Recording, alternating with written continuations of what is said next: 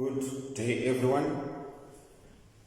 In this video I'm going to support the grade 11 learners and the grade 12 learners as well to remind them about this circle theorem, which says a line passing through the center of a circle and perpendicular to a chord bisects the chord. A line passing through the center, which line is being referred to as a line passing through the center? Line OM is the line that is being discussed. So it is passing through the center and it is meeting AB at 90 degrees, that is being perpendicular to AB. We want to prove that if it does those two things, passing through the center and being perpendicular, we can deduce that AM is equal to MB. In other words, this line bisects the entire line into two equal parts, AM equal to MB. This is what we want to prove. So, we prove that by using the concept of congruency. But we are going to suggest a construction here. Join OA and OB. I'll do that in my diagram. I'm going to join O to B, and then also O to M.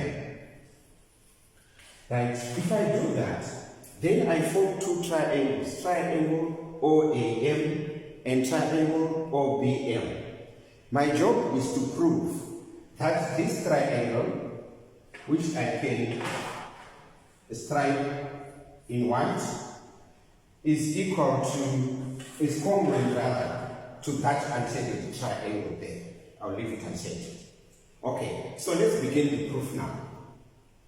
We are given that the line is perpendicular to the chord. In other words, we are given that M1 is equal to 90 degrees. The reason is that this is given.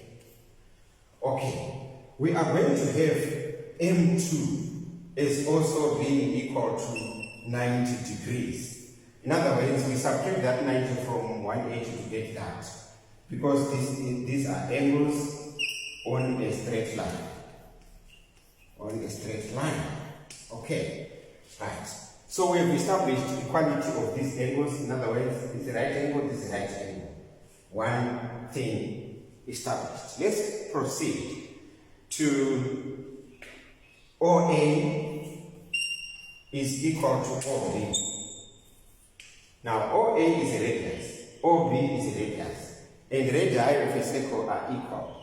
In other words, these are equal because each one of them is a radius and they are supposed to be equal.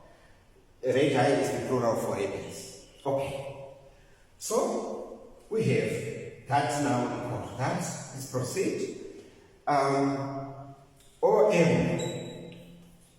is a common side. OM is a common side.